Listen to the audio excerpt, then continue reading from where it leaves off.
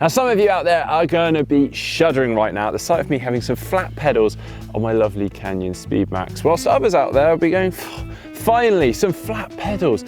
Well, today I'm going to be tackling that hotly contested debate, flat pedals versus clipless pedals. And I'm sure there's going to be others out there that will be going straight to the comment section below this to see the battle unfold between both sides. Well, I'm going to be trying to answer all of those questions for you. It's time for clipless versus flat pedals.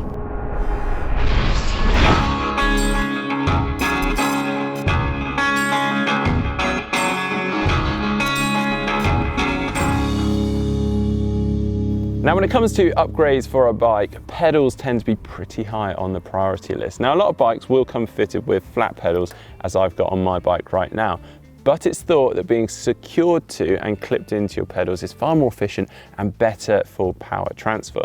And that is where clipless pedals come in. And I know what you're thinking, clipless pedals that you clip into. Sounds pretty odd, right? Well, apparently this comes from back when we used to ride on pedals that had toe clips or straps. And by taking those toe clip straps away, the pedals then became clipless. It's probably a bit dated now, but that is how we still refer to them. But like I say, these tend to be the go-to choice for a lot of cyclists out there and tend to be the pedals that are recommended to us. In fact, you'd be hard pushed to find a pro triathlete or cyclist out there that isn't using clipless pedals. But why? Are clipless pedals actually that much better than flat pedals?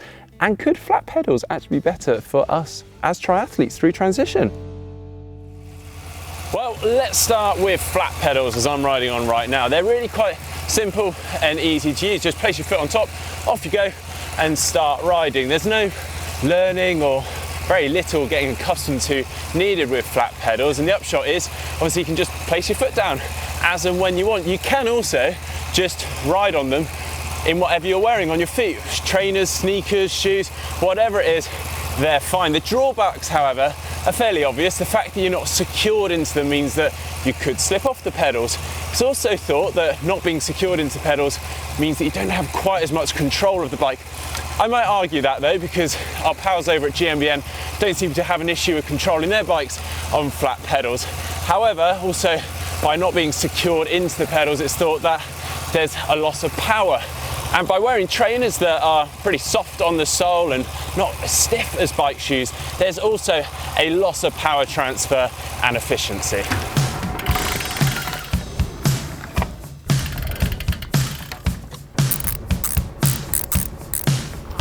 Whereas clipless pedals have a pretty big trick up their sleeve. The fact that we're clipped into and secured to the pedals not only allows us to push down, but also pull up, and there's some huge benefits to this. One is that it allows us to create a far smoother and constant application of power throughout our whole pedal stroke or crank rotation. Another is it allows us to use this pull-up phase of the pedal stroke when we're climbing, which is something a lot of us actually do without realizing. And then of course it allows us to lay down the power to sprint or those sudden surges, and again that pulling up phase is really helpful for that. Now another benefit to riding clipped in is the fact that your foot is stable and secure. So you can set your cleat, which is the bit that clips into the pedal, to whatever you desire, to your optimum riding position, and know that every time you jump onto the bike, it's going to be in that perfect position for you. You can of course adjust the tension of the pedals, so there's a little bit more play in them, but it's still going to be far more stable than a pair of flat pedals, meaning that all that power you put out is pretty much going directly down through and into those pedals rather than any side to side movement or loss in power. And of course that's all enhanced through the stiffness of some specific bike shoes. Now there are of course some drawbacks to clipless pedals too. For starters, it's more equipment. What I've just alluded to, you need those specific bike shoes. That's another item for your shopping list. And there's the cleats. They will wear out from time to time, so again you will need to purchase some more as you go. And let's not forget the token stop and fall. Now don't be embarrassed by this does happen to pretty much everyone as they're starting out, simply forgetting to unclip before you come to a stop. But it's very simple to learn, and once you master it, it's not a problem at all. But that does lead me very nicely on to transitions for those triathletes that might be watching this.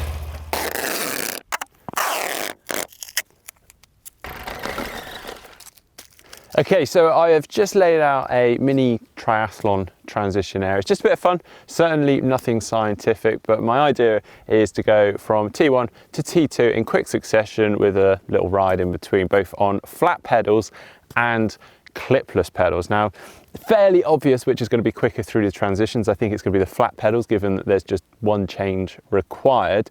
But I've got a few extra elements going on in here, which I think is going to be quite interesting. So I've got my transition line here, which you can see, and I've also got a marker at 20 meters. Now the idea is I've got a few time checks throughout this little mini triathlon. So the first time check is from me grabbing my bike, crossing this transition line. The next time check is from crossing this transition line to the 20-meter mark, which is where hopefully putting my feet in shoes and whatnot will happen. Then from the 20-meter mark, the bike out and back to that 20-meter mark. The next time check is from 20 meters to the transition line. And then finally is from me dismounting at the transition line, racking my bike back up and then running back across the line. Whew. Well, hopefully all of those time checks will become a little bit more obvious and apparent as to why I'm doing it as we go through this test. And given that I've got the clipless pedals on, let's start with them. 3, 2, 1, go!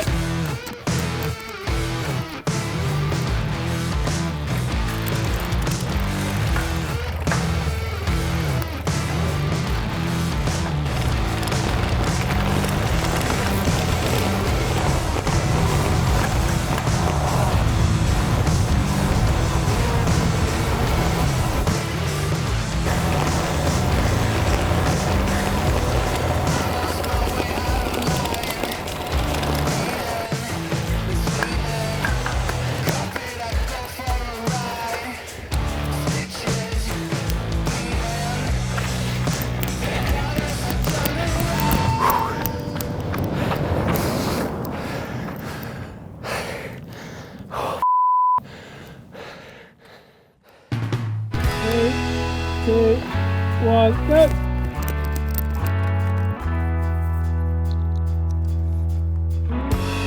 As you can see, I'm wasting a little time here to put my shoes on, and therefore I'm 4 seconds slower through the mountain line. But I'm good to go. On the last run, it took me 8 seconds to get to the 20-meter mark as I put my feet in my shoes. But this time, just 5 seconds, and I'm more or less back level with the clipless pedals in terms of time.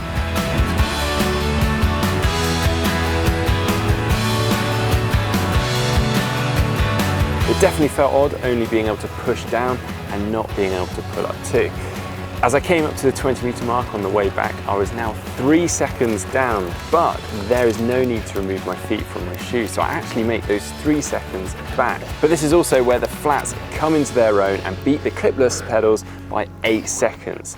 So what does this all mean? Well, that wasn't a total surprise. I mean, it's fairly obvious, only having to change your shoes once. It's clearly going to be quicker than changing your shoes twice. We saw that difference between the transition area and the 20-meter mark, both out and back. But it was marginally quicker with the cycling shoes on the cycling portion. Given my little experiment was fairly short, if you extended that margin out over 20k, 40, 90, 180k within normal triathlon distances, that is actually going to have the biggest impact on your overall time, not the few seconds saved going through transition. But of course, if you are doing a super short triathlon, then, well, you know that trainers are the way to go. Now, moving on, we do get asked quite a lot about wearing mountain bike shoes, pedals and cleats for a triathlon. And it's a really good question. The idea being that if you wear mountain bike shoes, it has slightly raised sole with the cleat kind of embedded in the shoe, which allows you then to walk on that shoe a little bit more easily and freely. So if you are someone that perhaps puts their cycling shoes on in transition and takes them off in transition, it allows you to just run through transition far more easily than when you try in your cycling shoes with cleats and doing that funny cycling shoe dance. So it is very good in that sense, but one thing I would say, just to be wary of, with mountain bike pedals, they are designed for mountain biking so that you can clip in and out of them really easily. That means even at their highest tension, they have a little bit more float, or quite a lot more float, than a standard cycling pedal or road cycling pedal. So as I mentioned earlier, that increased float could affect your power transfer, which isn't a great thing. Not to mention also the increased weight and the potential aerodynamic disadvantage. That being said, if it's just something you're happy with, you're comfortable with, well, that is, in my opinion, a more important factor. But now back to the original debate, clipless versus flats. Well, there is one more consideration for us as triathletes, and that is one better than the other for running off the bike? Well, if we remember back to earlier, I was discussing the fact that we can pull up using clipless pedals. We're secured into those pedals. That allows us to distribute the overall workload onto numerous muscles. Compare that to flat pedals where we can more or less just push down. That really hammers the quads and glutes. And that is really going to affect the run off. We're going to feel worse than we already do. Clipless pedals, we're distributing it using number of muscles. And that is why, in my opinion, they're the option, particularly for the longer distance triathlons. Now, if you have enjoyed today's video, do give us a thumbs up, a like. And if you would like to see more from GTN, just click on the globe, subscribe to the channel. If you'd like to find out a little bit more about transitions, you can see our T1 explainer here and T2 explainer just here.